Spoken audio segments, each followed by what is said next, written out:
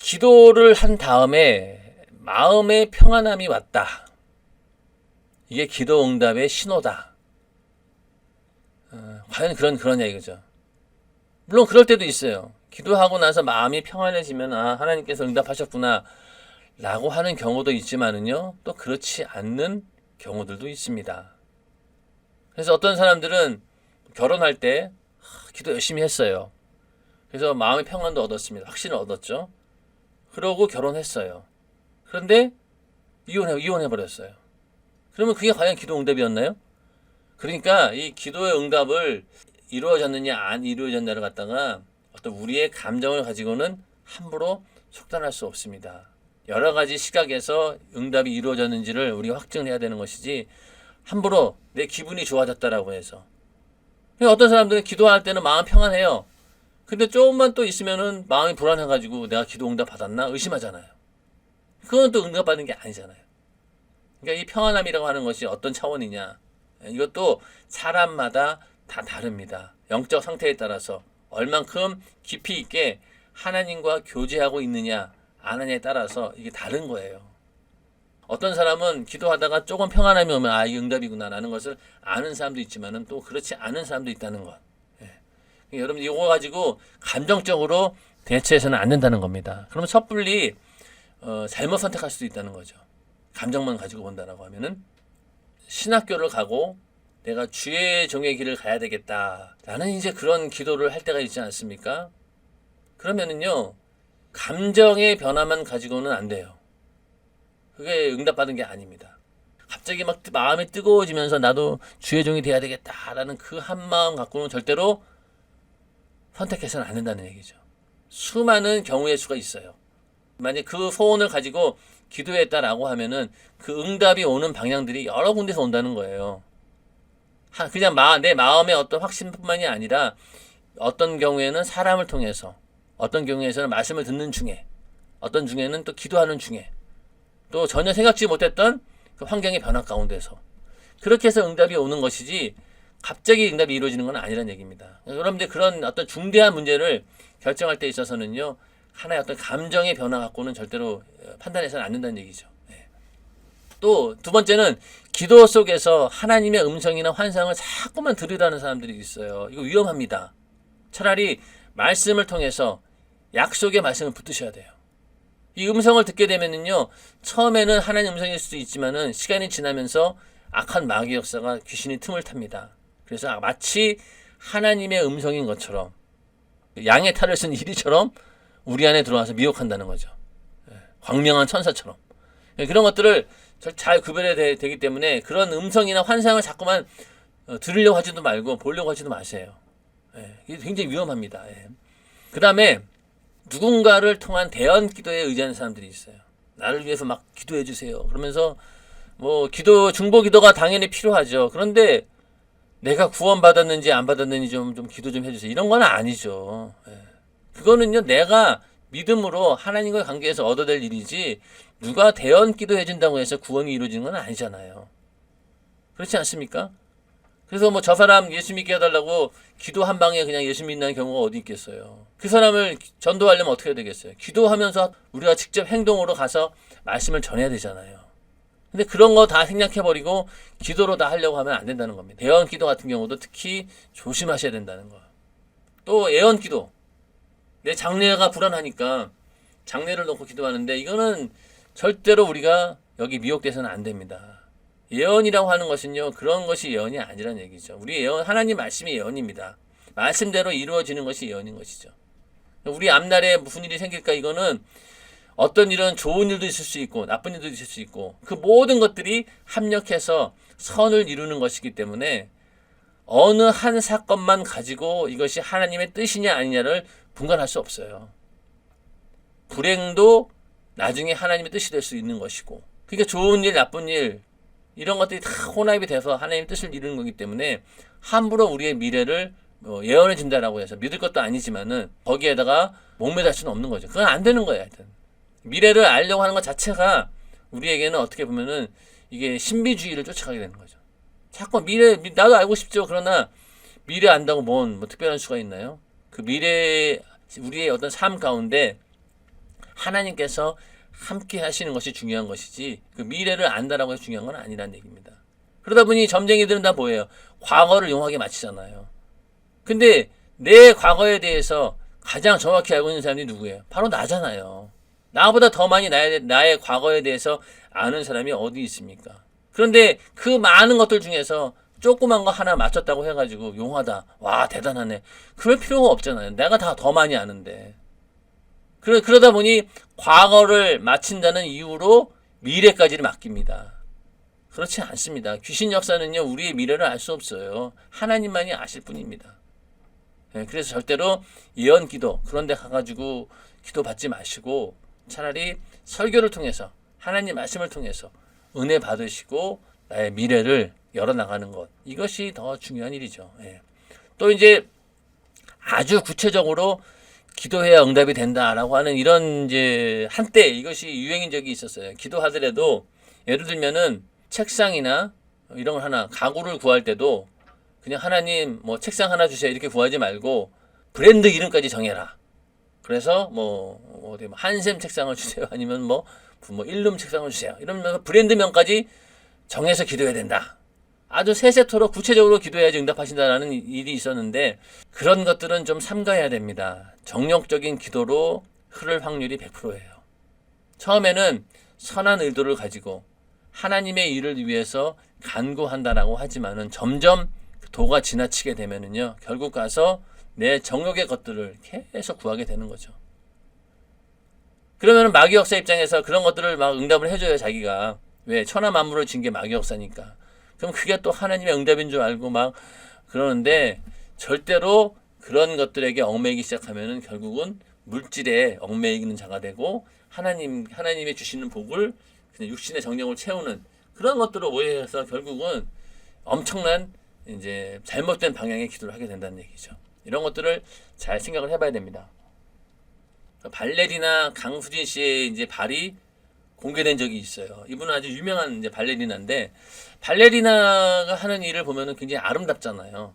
겉으로 봤을 때는 정말 아름다운 모습으로 이제 춤을 추고 또 사람들이 그로 인해서 감동을 주는 그런 사람들인데 정작 그 발레의 아름다움을 표현하기 위해서 발은 엄청난 수고를 한 거죠. 여기 보면은 온통 그냥 불을 터가지고 발이 엉망입니다. 왜냐면 이렇게 서 있어야 되니까. 그러니 이러한 어떤 고통 가운데서 그런 아름다움이 나온다는 거죠. 자, 박지성 선수의 발은 또 어떻습니까? 그가 세계 최고의 축구 선수가 되기 위해서는 이 발에 엄청난 상처가 많다는 거예요. 그만큼 노력했다는 얘기죠. 또 옆에 있는 김연아 선수의 발은 어떻습니까? 이 피겨 스케이팅의 최고가 되기 위해서 얼마나 많은 연습을 했겠냐고요. 그러다 보니 발이 완전 상처투성인 거예요. 이게 그들의 최고의 경지에 올라왔을 때 그걸 증명해주는 사진이라는 거죠. 그래서 우리 인생 가운데도 이러한 수고와 노력 없이는 절대로 최고가 될 수 없다. 인생에 성공할 수 없다라고 하는 것을 이런 것들을 통해 보여주는 거죠. 자, 그러면은 기도하는 사람은 어떻게 해야 되느냐? 이 야고보 사도, 예수님의 그 형제죠. 이 야고보 사도의 별명이 뭐였냐면은 낙타 무릎이었다라고 하죠. 이 낙타 무릎은 뭐냐? 이 낙타의 무릎을 가만히 보면 여기에 굳은 살이 있어요. 그러니까 이게 이렇게 늘 이렇게 무릎을 꿇고 있다 보니까 이게 완전히 굳은 살이 박힌 거예요. 그 야고보도 얼마나 많이 기도를 했으면은 이 무릎이 굳은 살이 배겼다는 거잖아요.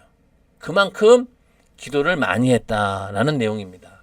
그래서 낙타 무릎의 별명을 가졌다 해서 야고보 사도에게 그런 별명이 기도를 많이 한 사람은 붙어진 건데 이 낙타 무릎이 이제 그런 의미가 있는 거죠. 아까 이런 선수들의 발처럼 기도하는 사람에게는 이런 흔적이 있다. 여러분들은 과연 무릎이 낙타 무릎처럼 굳은 살이 베겨져 있습니까? 저도 봤더니만은 뽀송뽀송 하더라고요. 요즘에는 무릎 꿇고 기도하는 일이 별로 없다 보니까 앉아서 기도하다 보니 엉덩이 살이라도 그러면은 좀 이게 좀 붙었을까? 욕창이라도 났을까요? 아니잖아요. 엉덩이도 멀쩡해요. 그만큼 기도하지 않았다는 증거가 되겠죠. 그러나 야고보 사도는 이 무릎에 굳은 살이 베길 만큼 기도에 열중했다. 이것이 우리에게 오늘날 알려주는 바가 많다는 얘기죠. 우리 목사님의 컬럼 가운데 낙타 무릎이라고 하는 내용이 있습니다. 이게 아주 2000년도 초반에 처음에 이제 목양일념 목사님이 쓰실 때 이제 그때 나왔던 내용인데 오늘 마지막 시간을 여기 있는 요 내용을 그대로 읽어보면서 마칠까 합니다. 이게 목사님의 컬럼인데요. 목사님의 심정을 잘 생각하면서 오늘 우리에게 기도에 대해서 어떤 메시지를 주는가를 잘 생각하면서 이 말씀을 제가 한번 쭉 읽어드리도록 하겠습니다. 야고보 사도는 낙타 무릎이라는 별명을 가진 사람이다. 낙타의 무릎은 양쪽 무릎에 푹신한 혹 같은 것이 붙어 있는데 그것은 낙타가 자주 무릎을 꿇기 때문이라고 한다. 낙타는 하루를 보내고 일을 끝마칠 시간이 되면 휴식을 위해 무릎을 꿇고 아침이 되면 다시 주인이 얹어주는 짐을 싣기 위하여 무릎을 꿇는다. 낙타는 터벅터벅 서서히 걸으며 때론 오아시스를 바라는 눈빛으로 모래 사막에 무릎을 꺾은 채 쓰러져 있기도 한다. 그러나 언제든지 무릎을 다시 일으켜 세우고 앞을 향해 내디딜 수 있는, 그래서 느리고 절룩거리는 듯해도 실제로는 모래 사막에서 어느 누구보다 오래 걸어갈 수 있는 것이 바로 낙타이다. 낙타의 무릎은 우리에게 기도의 삶을, 또 낙타의 삶은 우리에게 사막 같은 인생에서 십자가를 지고 살아가야 하는 사명의 삶을 가르쳐 준다. 낙타의 무릎이 연약해 보이지만 강인한 것처럼 기도하는 무릎을 가진 자가 가장 강한 자이다. 가장 쉬운 것 같으나 가장 어려운 것이 기도이고 수동적인 것 같으나 가장 적극적인 행동이 바로 기도이다. 신앙생활은 무릎으로 시작하여 무릎으로 끝나는 겸손의 삶이요 인내의 삶이다. 기도할 때 하나님의 심정이 내 심령 속에 강렬하게 부딪히고 기도할 때 내 속에서 꿈틀거리는 내가 산산이 부서진다. 기도할 때 영혼들을 품을 수 있고 기도할 때 하나님의 능력이 제한 없이 나타난다. 앉으나 서나 기도하고 부르짖어 기도하고 밤을 새우며 기도하려고 몸부림치며 살아야 하는 것이 신앙생활이다. 나는 무릎으로 사는 목회자이고 싶다. 낙타처럼 순종하며 주님이 내게 주신 사명의 짐을 기꺼이 짊어지고 힘들고 지칠 때면 하나님 앞에 무릎을 꿇을 것이요. 그때마다 그 힘으로 다시 일어나 또 힘차게 걸어가리라. 나의 걷는 이 발걸음이 십자가의 무게에 짓눌린 주님의 발걸음보다 더하랴. 오늘도 나는 내 무릎을 쓰다듬어 본다. 여전히 야고보 사도처럼 울퉁불퉁한 낙타 무릎은 아니다. 내 육신을 거울에 비추어 본다. 언제쯤 내 육신이 온통 예수의 흔적으로 가득 찰 수 있을까? 오늘도 나는 주님이 지신 고난과 고통의 분량을 내 등에 짊어지고 한 걸음 한 걸음 걸어가리라. 아멘. 윤석전 목사님 그러면은 기도하는 목사님이시다. 그래서 기도에 대해서는 제 생각으로는요, 이 시대에 우리 목사님만큼 많이 경험하신 분도 없고 또 기도에 대해서 할 말이 많으실 거예요. 그리고 또 그분 삶 자체가 기도하는 자의 삶이기 때문에 이렇게 큰 교회 목사님으로 있으시면 또 외부에 여러 가지 일도 많으시는데 우리 목사님은 항상 보면은 교회에 계시면서 기도하고 또 설교 준비하시는 것, 또 설교하는 일, 기도와 말씀 전하는 것, 전무하는 게 바로 우리 목사님의 삶입니다. 요즘에는 많은 사람들이 말은 많이 하죠. 기도에 대해서 이렇다 저렇다 말은 많이 하는데 실제적으로 그 삶이 기도하는 자의 삶은 아닙니다. 그냥 말만 그렇게 하는 거예요. 저도 마찬가지입니다. 저도 이렇게 오늘 이 기도에 대해서 지금 2시간 넘게 얘기했지만은 과연 실제 나의 삶이 기도하는 삶이냐라고 물어본다라고 하면은 저는 자신 있게 대답을 못 해요. 그러나 우리 윤석전 목사님을 보면은요, 정말로 기도하는 삶을 하셨구나. 그러다 보니까 그 기도의 능력이 나타나서 지금 이렇게 큰 교회를 세우시고 하나님께서 귀하게 쓰시는 건 아니겠습니까? 기도는 이론이 필요 없습니다. 그냥 기도하는 사람이 이기는 거예요. 승리한 겁니다.